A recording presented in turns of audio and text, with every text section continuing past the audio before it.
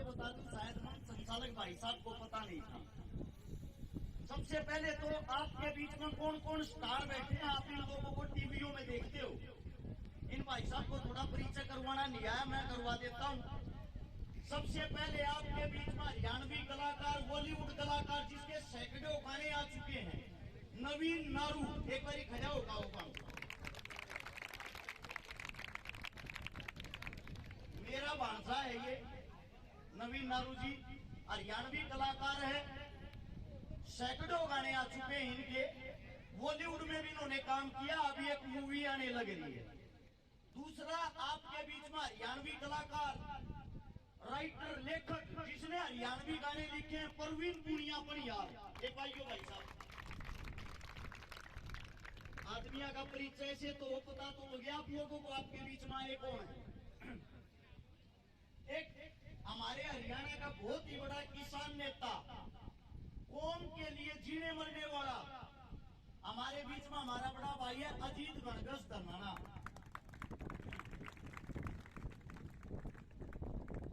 और आपके बीच में हरियाणा का कबड्डी का स्टार, बहुत ही अच्छा पहलवान, मिंटी पहलवान। एक बार पहलवान जाओ। ये हाल फिलहाल कबड्डी का स्टार है, इस उम्र में हाल फिलहाल भी खेलने लग रहा है। और मेरा छोटा भाई हरियाणा का स्टार, आपकी राजस्थान की टीम का कबड्डी का कैप्टन जतीन धनोरी। यो आत्मा बोल लिए खड़े, एक बार आप अपना स्थान ग्रहण करो। कम से कम पता होना चाहिए हमारे बीच में कौन है। अब मैं सभी साथियों से 5 मिनट वार्तालाप करूंगा, बात करूंगा। मेरी एक गुजारिश है, कोई भी साथी ना तो ताली बजाऊंगा और ना ही आपस में बात करेगा, सिर्फ मेरी बात सुनोगे। 5 मिनट के बाद मैं आप लोगों की बात सुनूंगा जो आप कहोगे। ये प्रोग्राम जो कराया जा रहा है, शहीद भगत सिंह युवा क्लब। अब सबसे बड़ी चीज आती है शहीद भगत सिंह। भगत सिंह को मैं कितना मानता हूं आप लोगों को दिखा दूं। मेरी छाती को जो छप रहा है वो भगत सिंह है। मेरी छाती को जो छप रहा है वो भगत सिंह है। मेरे लिए, मेरी मां से, मेरे बाप से बढ़कर भगत सिंह है, जिसको मैंने पढ़ा है और जिसको पढ़ के मैंने बहुत कुछ सीखा है। आप लोगों ने इस भगत सिंह से क्या सीखा है, ये सवाल मेरा सबसे रहेगा, लेकिन ये बाद में पूछूंगा। पहले आप लोगों को बताता हूं शहीद आजम भगत सिंह कौन था। सिर्फ और सिर्फ आप लोगों को उसके जीवन के आखिरी 12 घंटे बताऊंगा। जो उसके जीवन के आखिरी 12 घंटे थे, वो उस इंसान ने कैसे बिताए थे। 23 मार्च का दिन था 1931 में, हम गुलाम थे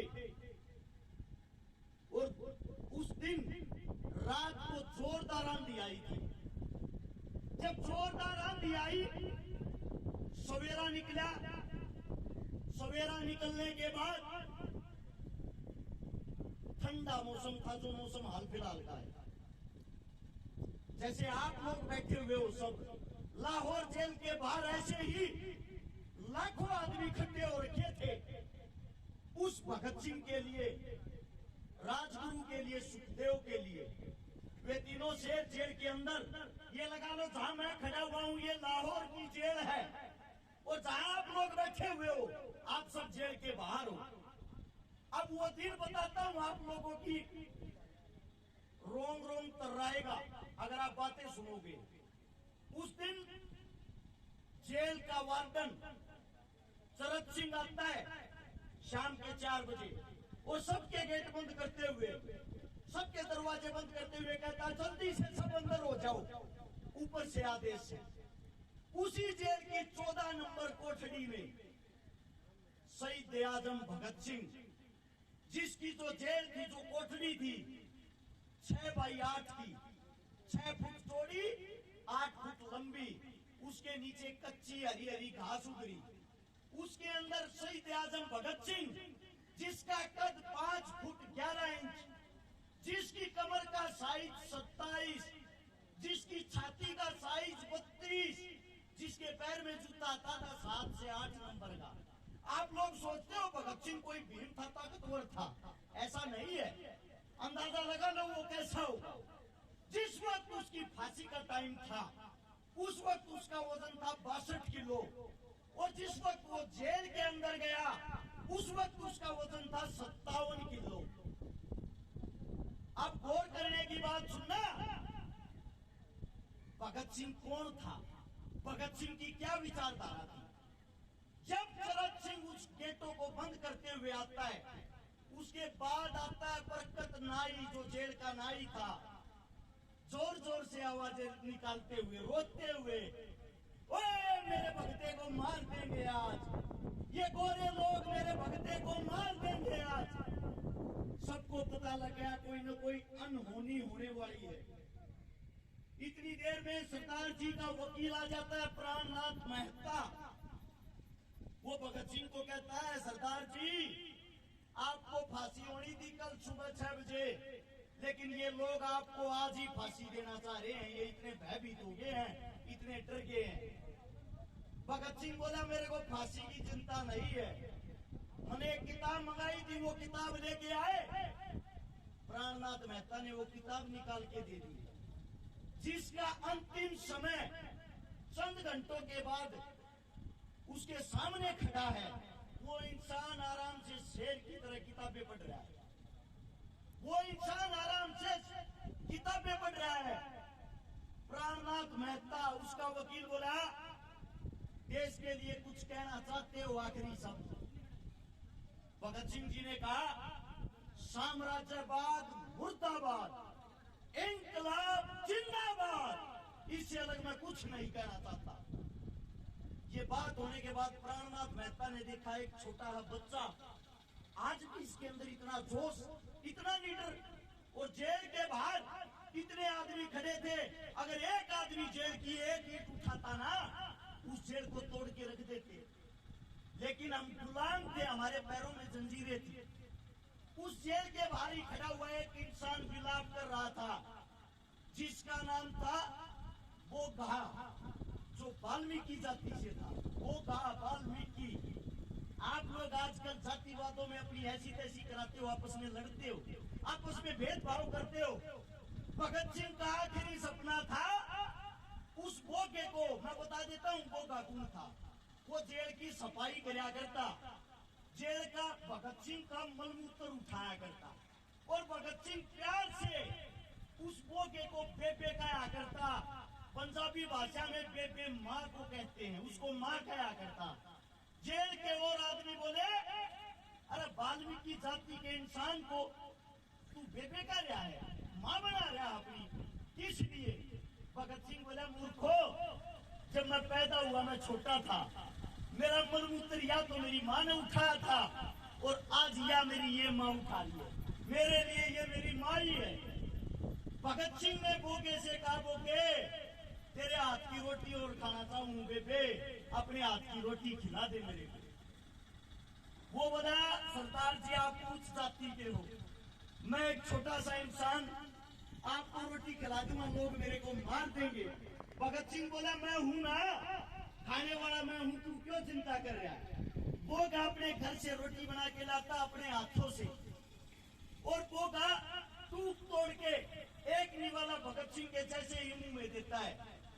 बोगे की आंखों से आंसू निकल आए, बोला, रे भगते, तू किस मिट्टी का बना हुआ है, तू किस मिट्टी का बना हुआ है? लोग आपस में जातिवाद में लड़ रहे हैं और तू इतना प्यार कर रहा है सबसे। वही बोगा जेल के बाहर खड़ा था, भगत सिंह की आखिरी ख्वाहिश थी एक बारी उसके हाथ की रोटियां खाऊं। वो बाहर चिल्लाता चिल्लाता बेहोश हो गया, जेल के अंदर उसको भी नहीं घुसने दिया। जब भगत सिंह को अंग्रेज आए, वो टीम आई, फांसी के लिए लेके चल दिए। फांसी के लिए जब लेके गए, तीनों से पूछा गया, तुम्हारी अंतिम इच्छा? गाली देते हुए बोला, शहीद आजम सरदार, अबे कुत्तो, आखिरी इच्छा यही है, इस देश को छोड़ के चले जाओ। पहली इच्छा भी यही थी, इस देश को छोड़ के चले जाओ। हंसते हुए कहा, ये तुम्हारे बस की नहीं, अपनी फांसी की तैयारी करो। 7:28 पे उन योद्धाओं को फांसी के फंदे पर चढ़ाया जाता है। 7:33 पे उनकी फांसी पूरी होती है। उस 5 मिनट के दौरान जब ये पूछा गया तुम्हारे में से सबसे पहले फांसी के फंदे को कौन चूमना चाहेगा, एक ऐसा पागल था जिसका नाम था सुखदेव। उसका कहना था मैं देश के लिए एक बार मरना चाहता हूँ। सुखदेव ने हंसते हुए कहा सबसे पहले फांसी के फंदे को मैं चूमूंगा। पहले सुखदेव का नंबर, फिर भगत सिंह का, फिर राजगुरु का। बाहर उसकी माताजी खड़ी थी। उसकी माताजी ने कहा था बेटा, जिस फांसी के फंदे को तू अपनी दुल्हन कहता है, जब वो तेरे गले में डल है, तेरी आवाज मेरे कानों तक सुनाई देनी चाहिए। ये बताया जाता है उस वक्त भगत सिंह ने इंकलाब जिंदाबाद का नारा इतने जोर से लगाया था, बाहर खड़े 1 लाख आदमियों को साथ सुनाई दिया था। उनको मृत घोषित करके हमारे देश के जवानों को, हमारे देश के क्रांतिकारियों को उनके टुकड़े टुकड़े कर दिए। उनके टुकड़े टुकड़े करके सोचा इनको जेल के अंदर चलाओगे, बाहर पब्लिक को पता लग जाएगा। बाहर से ट्रक मंगा लिया, ट्रक मंगा कर उसके अंदर बोरियों में बांध के उन लाशों को बदतमीजी के साथ भगाया गया और पिछली जेल की दीवार तोड़ के वहां से निकाल के ले गए सतलुज के किनारे। सतलुज के किनारे जब लेके गए, वहां के गांव जाग गए और उन अंग्रेजा का हमला बोल दिया। आधी कच्ची जो लाश थी उसको वहां से वापस निकाल दिया। जिनका पूरा शरीर सड़ा नहीं था, अंतिम संस्कार हुआ नहीं था, उसको निकाल के अगले दिन की जब सुबह होती है, सबको पता लग जाता है हमारे बीच भगत सिंह, राजगुरु, सुखदेव नहीं रहे। वो लाखों आदमी उनके अंतिम संस्कार में काले कपड़े पहन के, काली पट्टी हाथा पर बांध कर, काले झंडे हाथा में लेकर उन तीनों की लाशों को लेके, उन तीनों की लाशों को सोच के देखो, एक अधजली लाश को, तीनों लाशों को भगत सिंह की माँ के पास था। भगत सिंह की माँ जिसको अपनी गोदी में ले ली है, भगत सिंह का पिताजी सरदार किशन सिंह उन तीनों बेटों को अपनी गोदी में उठाए हुए। वो मंजर कैसा होगा? उसको लेके अंतिम संस्कार के लिए जब जाते हैं, उनका अंतिम संस्कार हिंदू और सिख दोनों रीति रिवाजों के द्वारा किया जाता है। वहां पे लेकिन सबसे पहले जो नवज पढ़ता है, नवज पढ़ने का काम किया वो मौलवी ने किया। उसके बाद ब्राह्मण ने उनके अंतिम संस्कार का क्रियाक्रम किया। और एक आज का समय है जो हमें एक करने के लिए इस देश को छोड़ के चले गए, जिनकी लाशों का बदला आज तक नहीं लिया गया, आज तक उनको शहीद का दर्जा नहीं मिला, आज तक उनका कहीं जिक्र नहीं होता, आज तक कोई भी पार्टी उनके विचारों पे नहीं चल पाई। उनके सबसे पहले विचार थे हम सब एक हैं, हम सब इंसान हैं। कोई भी सरकार आए, आप लोगों को हिंदू मुसलमान जातिवाद में बांट के, धर्मवाद में बांट के लड़ाती रहेगी, आप लोगों का फायदा उठाती रहेगी। मैं आप सभी साथियों से पूछना चाहता हूँ, आज इस वक्त लिम्पी नाम की बीमारी चली हुई है, सबको पता होगा। हमारी गौ माताएं कैसे तड़प तड़प के मर रही है। भाजपा सरकार, कोई पार्टी वाला बैठा हो भाई, बुरा मत मानना, बात को समझना और सुनना। भाजपा सरकार जब 2014 में चुनाव लड़ने आई, उन्हें कहा था गौ माता की रक्षा हम करेंगे। उनने करी भी गौ माता की रक्षा। कैसे करी? भारत 20वें नंबर पर था गाय का मीट बेचने में, जिसको बीफ कहते हैं। आज भारत 30वें नंबर पर है। या रक्षा करी। जितनी गाय पहले कटती थी उससे 3 गुना बढ़ गई। आज लिम्पी नाम की जब बीमारी आती है, हमारे देश का प्रधानमंत्री, हमारे देश का राजा बाहर से चीते लाता है। मैं पूछना चाहता हूँ, कहाँ अपने बाप की शादी में लेके जाएगा उनको? क्या कमाएंगे वे? उनके पास इस बात का कोई जवाब है? क्या काम आएंगे उनके लिए वे? हर जगह बस उनको एक ही काम है, इस लोगों को आपस में लड़ा दो, भिड़ा दो, हिंदू मुस्लिम करा दो, उसको उसका दुश्मन बना दो और तुम राज करते रहो। जो काम अंग्रेज करते थे आप लोगों को लड़ा के, वही काम आज हो रहा है, वही काम आज हो रहा है। हम आज कौन सा आजाद हैं? आप सबसे पूछना चाहता हूँ, आप अपने आप को आजाद मानते हो? देश को आजादी 47 में मिली थी, 1947 में। उसके पूरे 4 साल बाद 1951 में शहीद चंद्रशेखर की माता जी की मृत्यु हुई थी, देहांत हुआ था। चंद्रशेखर की मां, नाम देखो कितना बड़ा, देश का क्रांतिकारी योद्धा, उसकी माता जी की मूर्ति तक नहीं लगने दी थी आप लोगों की सरकार ने, आप लोगों के प्रधानमंत्री ने। पता है क्यों? इसलिए अगर इसकी मूर्ति लगी, लगने के बाद इनकी क्रांतिकारी विचारधारा फिर ऊपर आ जाएगी। आप लोगों को नहीं पता हो, भगत सिंह, चंद्रशेखर जब हमारे बीच नहीं रहे, उनके 50,000 साथी अंग्रेजों ने ढूंढ ढूंढ के बुरी तरह तड़पा के मारे। वही हालात आज हो रखे हैं। जब आप लोगों के पास में आपका कोई साथी तड़पता है, आपकी गौ माता आज बुरे तौर से जूझ रही है, कहां चले गए भाई आज वे गौरक्षक? वे गौरक्षक जो पार्टियों में, उनकी बातें कर रहा हूं मैं, इनकी नहीं। ये जो सदैव अपना कार्य करते आए हैं, जो आज भी संभाल रहे, मैं हर एक पार्टी की बातें कर रहा हूँ। कहाँ है वे पार्टियां? कहाँ है उन पार्टियों के MP MLA? सिर्फ क्या उनको राजनीति करने के लिए और वोट मांगने के लिए गायें याद आती है? कोई मुद्दा बनाना हो, भाई भाई से लड़ाना हो, तभी गौ माता को उठा लाएंगे। हर टीवी चैनल पे 3 दिन से ये चल रही है खबर, आज चीते ने इतना भाग्या, आज चीते ने इतना भाग्या, आज चीता इतना तोड़े। क्या कमाएगा वो चीता? अगर वो काम आने के लिए लाए होते, काम करो, उसको संसद के अंदर ही छोड़ दो, सारे जितने निकम्मे नेता होंगे सबको खा जाएगा। यह कोई काम होता है देश के लिए? देश को डुगडुगी समझ रहे क्या? कोई भी आओ, बचाओ और चले जाओ। हमारा इंसानियत के नाते धर्म बनता है। आज हमारी गौ माता खतरे में है, तो सबसे पहले सारे काम छोड़ के हम सबका, जो अपने आप को हिंदू कहता, सच्चा हिंदू, उसका फर्ज बनता है। गौ माता से बड़ा उसके लिए कोई फर्ज नहीं। सबसे पहले अपनी गौ माता को बचाएं। आपके घर में 100 रुपए हो, 200 रुपए, 500 रुपए हो, इतने रुपए में आप लोग गरीब नहीं होते। कोई 300 रुपए की दिहाड़ी भी करता है ना, अगर एक दिन की अपनी दिहाड़ी दे देगा, वो गरीब नहीं होता। आप मंदिरों में भी तो दान देते हो, मस्जिदों में भी तो दान देते हो, गुरुद्वारे में भी तो दान देते हो। आज हमारी गौ माता दान मांग रही है, हमारा हक बनता है हम उस गौ माता को दान दे। और सबसे पहले भाई कमेटी वालों को एक बात मैं कहना चाहता हूँ, सबसे पहला दान 5100 रुपए का अपनी जेब से मैं दे रहा हूँ।